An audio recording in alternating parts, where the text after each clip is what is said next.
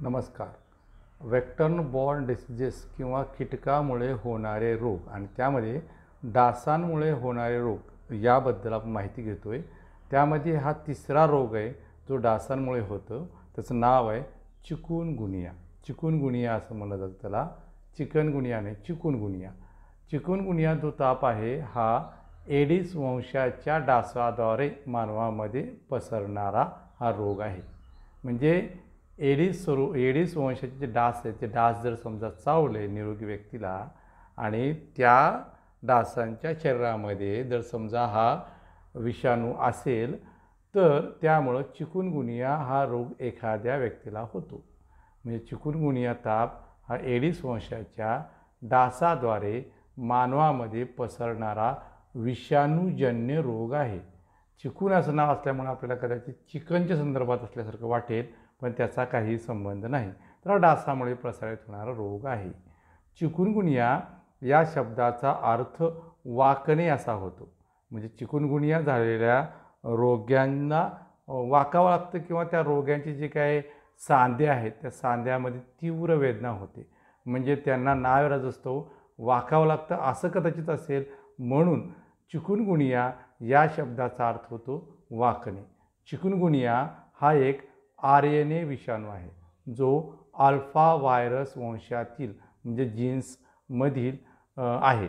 हा सर्वप्रथम दक्षिण टांझानियामध्ये 1952-53 आपल्याला आढळून आला, ज्याचा उद्रेक त्या ठिकाणी मोठ्या प्रमाणात झाला. उद्रेकादरम्यान प्रथम या विशिष्ट प्रकारच्या चिकुनगुनिया विषाणूचा त्या ठिकाणी उल्लेख झालेला आहे.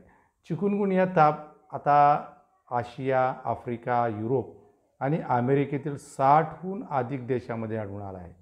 2004 पर्यंतचा हा एक सामान्य रोग नंतर साथीच्या स्वरूपात पसरू लागलेला आहे. भारतात 2006 मध्ये या रोगाने 1 दशलक्ष लोकांना संसर्ग केला होता. हा रोग जो होतो तो 2 प्रजाती आहेत. त्या 2 प्रजातीमुळे डासांचा हा रोग प्रसरतो.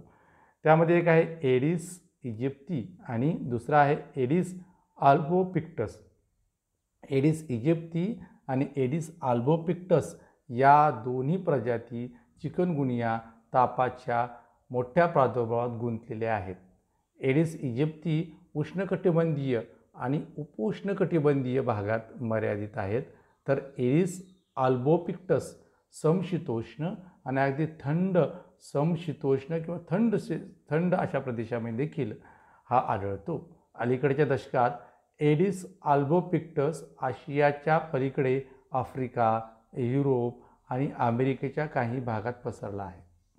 हे डास सहसा दिवसभर चावतात, पण खास करून पहाटे आणि दुपारी उशिरापर्यंत सुद्धा ते सक्रिय असू शकतात.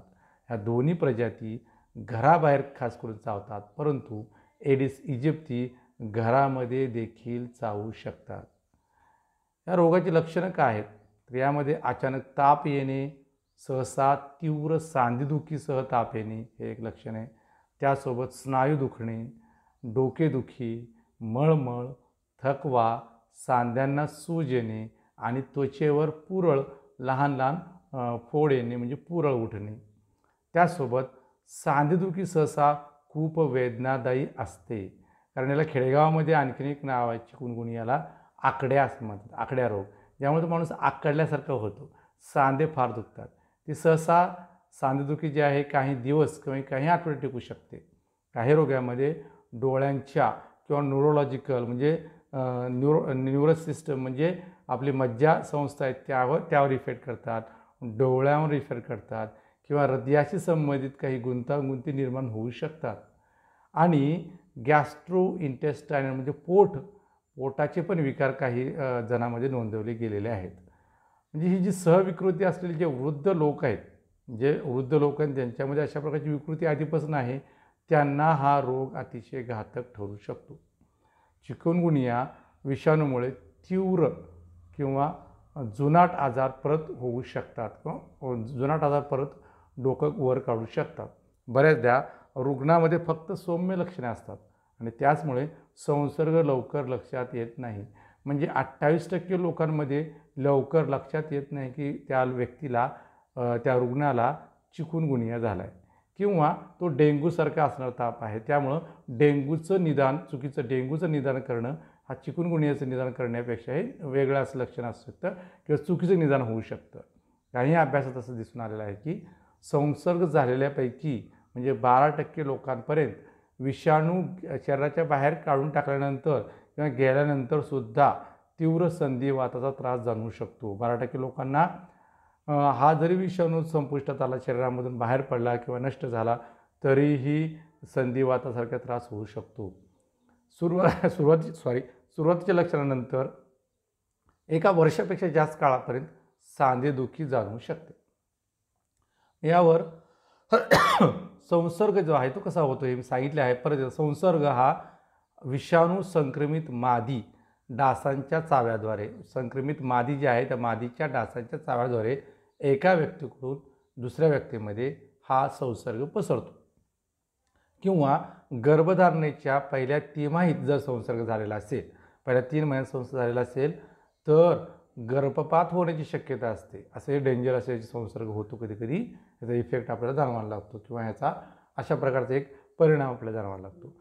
हा विषाणू प्रामुख्याने स्नायू, सांधे, त्वचा, यकृत आणि प्लीहा यासारख्या ऊतीमध्ये सुद्धा आढळतो. मग हा रोग अतिशय डेंजर आहे.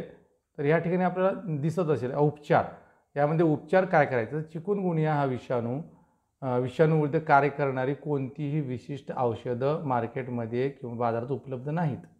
प्रॉपर चिकुनगुनियावरची कुठल्याही प्रकारची औषधं उपलब्ध नाहीत.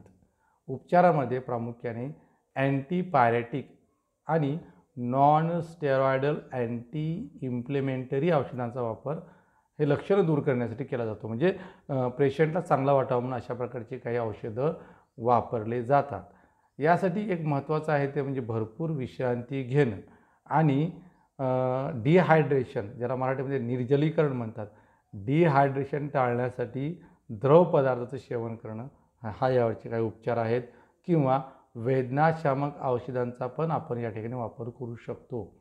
आता रिसेंटली एक अशा प्रकारची बातमी आली होती, संदर्भ म्हणजे दैनिक लोकमतमध्ये अशा प्रकारची बातमी आली होती की ज्यामध्ये चिकनगुनियामुळे मुलामध्ये मेंदूच्या आवरणाला सूज येते, अशा प्रकारची बातमी होती.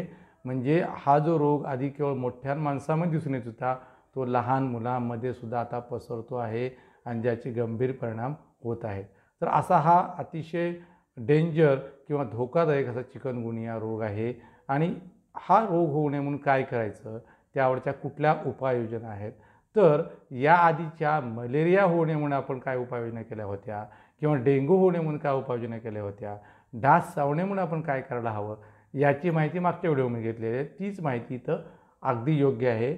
डास चावू नये, डासांपासून आपण लांब कशी राहावे याच्या संदर्भात केले जाणारे उपाय म्हणजेच चिकनगुनियापासून दूर राहण्यासाठी केलेली उपाययोजना आहे.